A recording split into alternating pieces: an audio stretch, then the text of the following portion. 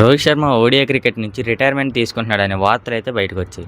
మరి ఇది రోహిత్ శర్మ తనకు తాను తీసుకుంటున్న డెసిషనా లేదా సెలెక్టర్స్ ద్వారా ఫోర్స్డ్ రిటైర్మెంట్ తీసుకుంటున్నాడా?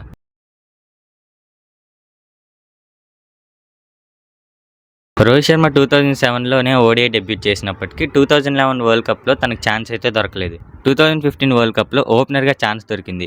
ఆ టైంలో ఆస్ట్రేలియా మీద ఒక మంచి ఇన్నింగ్స్ ఆడి వరల్డ్ కప్ మొత్తంలో తను ప్రూవ్ చేసుకున్నాడు. ఆ తర్వాత 2019 వరల్డ్ కప్లో తను ఇండియాకి ఇచ్చిన కాంట్రిబ్యూషన్కి అయితే పేరు పెట్టాల్సిన అవసరం లేదు.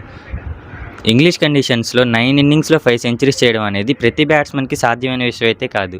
ఇండియా సెమీస్ వరకు చేరడానికి తన కాంట్రిబ్యూషన్ ఎంత ఉందో మనందరికీ తెలిసిన విషయమే. 2019 వరల్డ్ కప్ నుంచి చూసుకున్నట్లయితే రోహిత్ శర్మ తన బ్యాటింగ్ స్టైల్ మొత్తాన్ని మార్చేశాడు. హిట్మ్యాన్ అనే పేరును పొందుకుని ఇండియాకు ఒక కీ బ్యాట్స్మెన్గా తయారయ్యాడు. 2023 వరల్డ్ కప్ క్యాంపెయిన్లో కెప్టెన్గా హైయెస్ట్ రన్స్ చేసి వరల్డ్ రికార్డ్ని సృష్టించాడు. సెల్ఫ్లెస్, రూత్లెస్ ఇన్నింగ్స్ ఆడి ఇండియాని ఫైనల్స్ వరకు చేర్చాడు. ఓడిఐలో ఒక్క డబుల్ సెంచరీ కొట్టడమే గగనం అనుకుంటే ఏకంగా 3 డబుల్ సెంచరీ కొట్టాడు. ఒక టీం మొత్తం కలిపి కొట్టే 264 స్కోర్ని ఒకే ఇన్నింగ్స్లో తను ఒక్కడే కొట్టాడు. ఓడిఐ క్రికెట్లో 287 ఇన్నింగ్స్లో 92 స్ట్రైక్ రేట్తో 11,700 రన్స్ చేశాడు. 33 ఓడిఐ సెంచరీస్, 62 హాఫ్ సెంచరీస్తో తన బ్యాటింగ్ని ది బెస్ట్గా ఉంచుకున్నాడు. ఇక రోహిత్ శర్మ రిటైర్మెంట్ విషయానికి వస్తే తనకు తాను రిటైర్మెంట్ తీసుకుంటున్నాడని నాకు అనిపించట్లేదు. ఇది సెలెక్టర్స్ అలాగే మన స్టాఫ్ వల్ల జరిగే ఫోర్స్ రిటైర్మెంట్ అని నా అభిప్రాయం.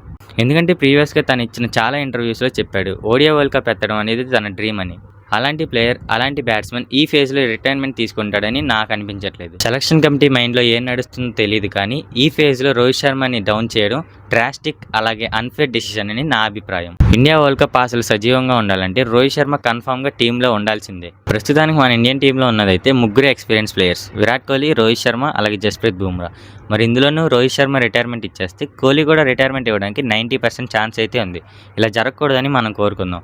అలాగే ఇప్పటి వరకు వచ్చిన న్యూస్ వర్క్ అయితే రూమర్స్ అవ్వాలని మనందరం ఆశిద్దాం.